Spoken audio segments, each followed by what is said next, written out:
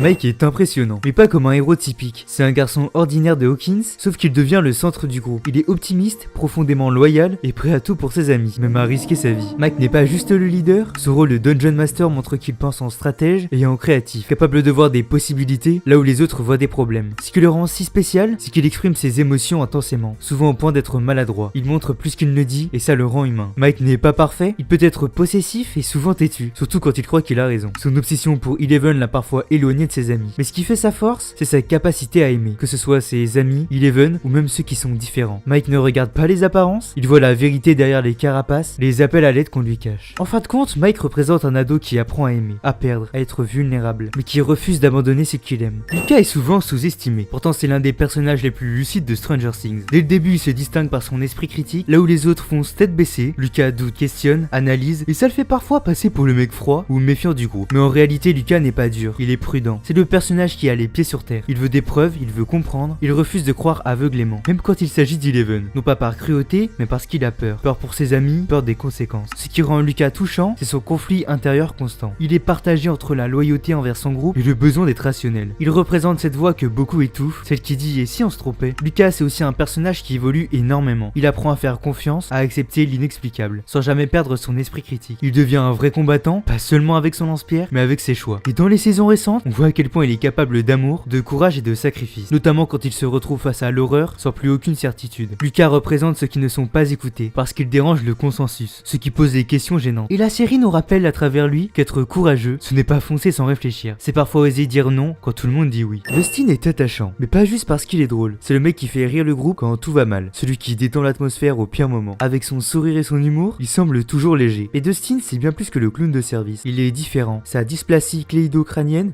j'ai pas du tout mis 20 ans à dire ce mot, le met à part dès le départ. Plutôt que de se renfermer, il a développé une intelligence sociale énorme. Il parle beaucoup, il charme, il blague, parce que c'est sa manière d'exister et de se protéger. Derrière l'humour, il y a une vraie peur d'être rejeté. Dustin c'est aussi le personnage le plus ouvert du groupe. Il ne juge pas, il fait confiance facilement, parfois trop, que ce soit avec Eleven, Steve ou même Dart. Il voit toujours le bon avant le danger. Cette naïveté n'est pas de la bêtise, c'est de l'espoir. Dustin croit sincèrement que le monde peut être meilleur, même quand tout prouve le contraire. Mais cette innocence a un prix. Dustin se trompe, il fait des erreurs, il culpabilise énormément quand les choses dégénèrent. Il apprend à la dure que la gentillesse ne suffit pas toujours à sauver le monde. Et pourtant il ne change pas. Il continue d'aimer, de faire confiance, de tendre la main. Parce que renoncer à ça serait perdre ce qui fait de lui Dustin. Will est silencieux, et c'est justement pour ça qu'il est l'un des personnages les plus tragiques de Stranger Things. Dès le début, Will n'est pas un héros actif, c'est une victime. Le premier à disparaître, le premier à souffrir. Et pendant que les autres vivent, grandissent, tombent amoureux, Will, lui, reste bloqué dans le traumatisme. Il est hypersensible, il ressent tout, trop fort, trop profondément. Là où les autres avancent, lui garde les cicatrices. L'Upside Down ne l'a pas seulement marqué physiquement, il l'a brisé de l'intérieur. Will vit avec une peur constante, un sentiment d'être différent, décalé, comme s'il n'appartenait plus vraiment au même monde que les autres. Will représente tous ceux qui grandissent trop vite, à cause d'un traumatisme. Ceux qui restent bloqués entre deux âges, entre deux versions d'eux-mêmes. Stranger Things nous montre à travers lui que survivre ne veut pas dire guérir. Parfois le plus dur ce n'est pas d'échapper au monstre, c'est d'apprendre à vivre après. Eleven est marquante. Dès sa première apparition, elle n'est pas présentée comme une héroïne, mais comme une enfant brisée. Peu de mots, le crâne rasé, une peur constante dans le regard. Eleven ne sait pas comment fonctionner dans le monde réel, parce qu'on ne lui a jamais appris à être une personne, seulement une arme. Elle a grandi sans amour, sans repère, enfermée et utilisée pour ses pouvoirs. Elle ne comprend pas les normes sociales, elle apprend tout sur le tas. L'amitié, la confiance, le bien, le mal, chaque émotion est nouvelle pour elle, et elle les ressent de manière brute, violente parfois. Ce qui rend Eleven profondément touchante, c'est son combat pour exister autrement que par sa force. Elle veut être normale, mais le monde ne cesse de la ramener à ce qu'elle peut faire plutôt qu'à ce qu'elle est, et ça la détruit peu à peu. Eleven est aussi un personnage en quête d'identité, elle change de prénom, de style, de comportement, parce qu'elle cherche qui elle est vraiment. Et quand elle perd ses pouvoirs, elle perd aussi ce qui la rend utile, ce qui l'oblige à se confronter à elle-même sans artifice. Eleven représente tous ceux à qui on a volé l'enfance, ceux qui ont dû survivre avant d'apprendre à vivre. Stranger Things nous montre à travers elle que la vraie force n'est pas dans le pouvoir, mais dans la capacité à aimer malgré tout ce qu'on a subi. Max est complexe, et c'est justement ce qui la rend si touchante. Quand elle arrive à Hawkins, elle se protège derrière une carapace. Sarcasme, distance, provocation, elle ne cherche pas à être aimée, elle cherche à ne plus être blessée. Max a déjà trop vu, trop perdu pour se permettre d'être naïve. C'est une enfant en fuite, elle fuit un foyer toxique, un frère violent, une vie où elle n'a jamais vraiment eu le choix. Elle a appris très tôt à se débrouiller seule, à ne compter que sur elle-même, et dans le groupe, elle devient cette figure indépendante, celle qui refuse de se laisser définir par les garçons. Mais derrière cette force apparente, Max est profondément fragile. La mort de Billy, son frère, l'a détruite de l'intérieur. Elle se sent coupable même si elle n'y est pour rien. Elle s'isole, se renferme, convaincue qu'elle mérite de souffrir. Max représente le deuil, la dépression, et cette difficulté à demander de l'aide quand on a toujours appris à encaisser seul. Son arc narratif montre à quel point les traumatismes invisibles peuvent être plus violents que les monstres. Max nous rappelle que le courage ce n'est pas de ne rien ressentir, c'est de continuer à avancer malgré la douleur, même quand on n'a plus envie. Steve Harrington c'est le plus gros globe jamais vu. Au début c'est le cliché du lycéen populaire, beau, sûr de lui, un peu arrogant, le genre de mec qu'on pense superficiel. Et pourtant c'est justement cette image qui va voler en éclats. Très vite Steve se retrouve dépassé par les événements. Il n'a ni pouvoir, ni plan génial, ni statut particulier. Il est juste là. Et au lieu de fuir, il reste. Steve apprend à encaisser, à se remettre en question, à protéger les autres. Il passe du rôle du mec cool à celui de gardien. Celui qui veille, qui rassure, qui se bat même quand il a peur. Ce qui rend Steve si attachant, c'est sa vulnérabilité. Il accepte de ne pas être le plus intelligent, ni le plus fort. Mais il compense par une loyauté et un courage énorme. Il doute, il échoue, il se prend des coups, littéralement, mais il se relève toujours. Steve n'a pas besoin d'être admiré, il veut juste être utile. C'est aussi la figure du grand frère. Avec Dustin, il montre une douceur inattendue, une patience sincère. Il transmet sans écraser, il protège sans dominer. Steve prouve qu'on peut être fort sans être violent, courageux sans être froid, protecteur sans être autoritaire. Il représente ceux qui réalisent que la vraie valeur ne vient pas du regard des autres, mais de ce qu'on fait quand personne ne regarde. Nancy est plus forte qu'il n'y paraît. Au début, elle semble être la fille parfaite, sérieuse, studieuse, populaire, celle qui suit les règles et veut faire les choses bien. Mais très vite, Stranger Things nous montre qu'elle n'est pas qu'une étiquette. Nancy est déterminée, curieuse et surtout prête à se battre pour la vérité, même si ça la met en danger. Nancy, c'est le personnage qui refuse de rester spectatrice. Quand ce monde bascule avec la disparition de Barb et la violence de l'Upside Down, elle ne panique pas longtemps. Elle agit. Elle cherche des réponses, quitte à affronter des monstres et à braver l'inconnu. Ce qui la rend touchante, c'est sa dualité entre fragilité et force. Elle doute, elle a peur, elle se sent parfois dépassée par les événements, mais elle ne laisse jamais ses émotions la paralyser. Elle montre que le courage n'est pas seulement physique, mais aussi intellectuel et émotionnel. En fin de compte, Nancy incarne ce qui refuse de rester passif face à l'injustice. Elle nous rappelle que la force ne se mesure pas à la violence ou au pouvoir, mais à la capacité de faire ce qui est juste, même quand c'est difficile. Jonathan est discret, mais nécessaire. Dès le début, il n'est pas comme les autres ados de Hawkins. Introverti, sombre, observateur, il préfère la photographie, la solitude et l'analyse du monde plutôt que les fêtes et la popularité. Et c'est justement cette différence qui le rend si authentique. Jonathan est un personnage loyal et protecteur. Sa famille est compliquée, son frère est difficile, il ressent souvent le besoin de réparer ce qui est brisé autour de lui. Ce qui le rend touchant, c'est sa capacité à ressentir profondément. Il n'est pas démonstratif, mais chaque geste, chaque regard, chaque photo qu'il prend montre combien il perçoit le monde et les autres. Jonathan incarne cette sensibilité qu'on cache souvent par timidité ou peur du jugement. Il traverse la peur, l'injustice et la perte sans crier, mais avec une force intérieure énorme. En fin de compte, Jonathan représente tous ceux qui se sentent à l'écart, qui ne crient pas pour exister, mais dont la présence et la loyauté font toute la différence. Stranger Things nous montre qu'être un héros, ce n'est pas toujours être au centre, c'est souvent être celui sur qui on peut compter quand tout s'effondre.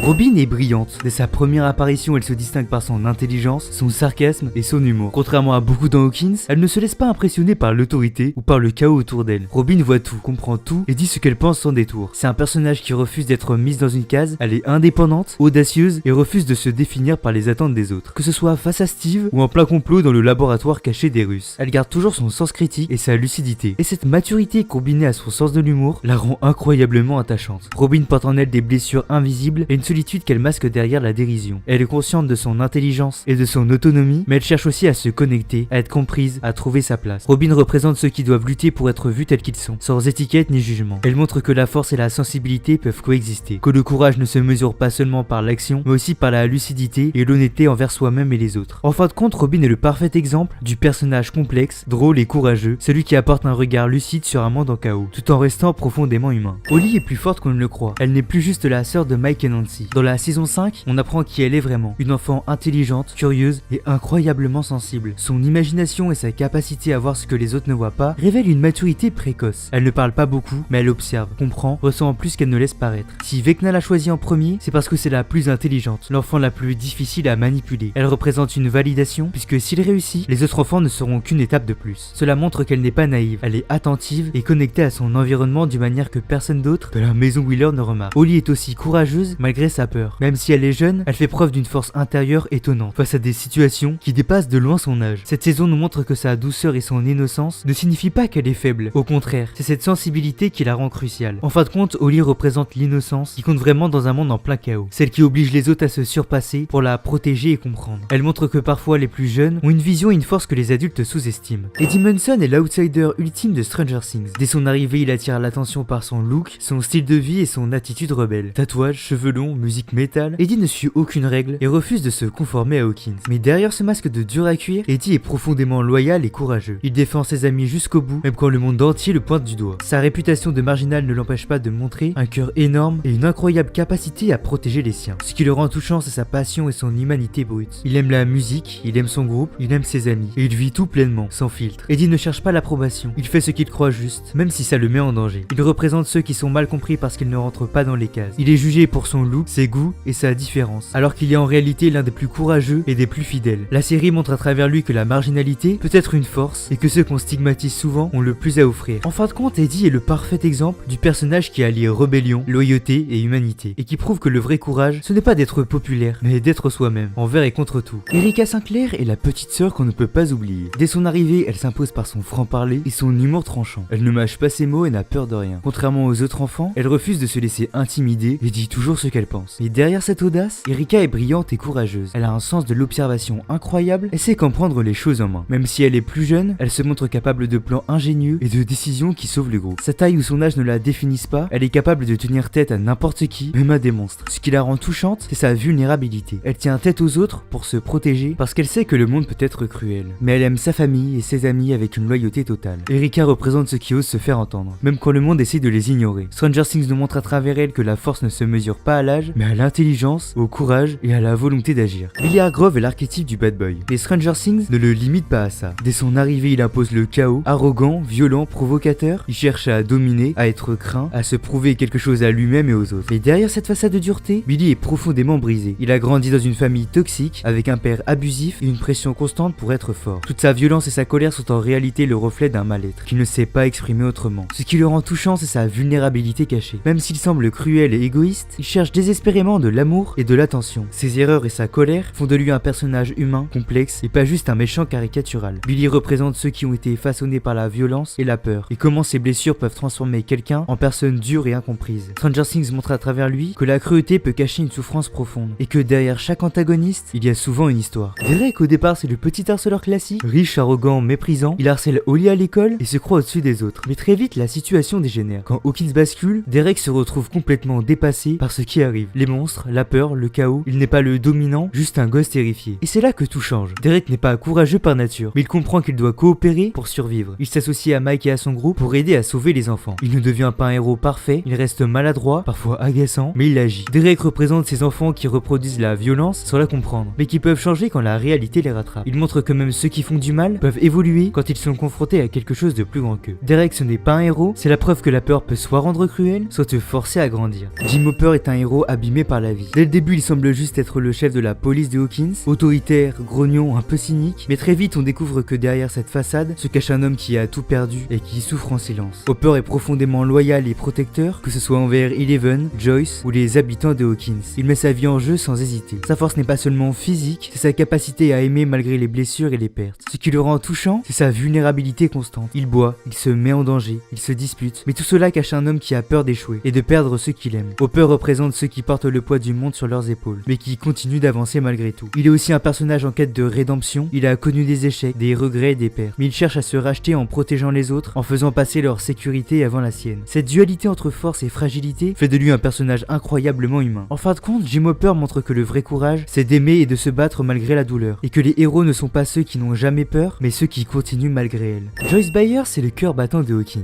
Dès le début, elle apparaît comme une mère aimante, mais vite on voit que sa force dépasse tout ce qu'on imagine. Elle est prête à défier l'inconnu, à se battre contre le danger, et même à défier les autorités pour protéger ses enfants. Joyce est déterminée, elle croit en l'impossible et suit son instinct, même quand tout le monde la prend pour une folle. Son amour pour Will et Jonathan lui donne un courage inébranlable, et c'est souvent sa persévérance qui permet au groupe d'avancer face à l'inexplicable. Ce qui la rend touchante, c'est sa vulnérabilité et son humanité. Elle panique, doute, s'épuise, mais ne s'arrête jamais. Joyce représente ceux qui se battent pour ceux qu'ils aiment, même quand les champs sont contre eux et que le monde semble vouloir les écraser. Elle est aussi un exemple de résilience face au traumatisme. Toutes les épreuves qu'elle traverse, la disparition de Will, la menace de l'Upside Down et toutes les pertes qu'elle endure ne font pas qu'éprouver sa force. Elles la définissent comme une mère, une protectrice et une combattante acharnée. En fin de compte, Joyce nous montre que l'amour peut être plus puissant que la peur et que la vraie héroïne n'est pas toujours celle qui frappe la première, mais celle qui refuse de lâcher ce qu'elle aime. Murray Bowman est le détective un peu décalé de Stranger Things. Dès son arrivée, il semble excentrique, lunettes épaisses, théories farfelues, humour sarcastique, mais très vite on comprend que derrière le côté clown se cache un homme intelligent et perspicace. Murray est méthodique et courageux, prêt à s'infiltrer dans des situations dangereuses pour découvrir la vérité. Son travail d'enquêteur lui permet de voir ce que les autres ignorent, et il n'hésite jamais à utiliser ses talents pour aider le groupe,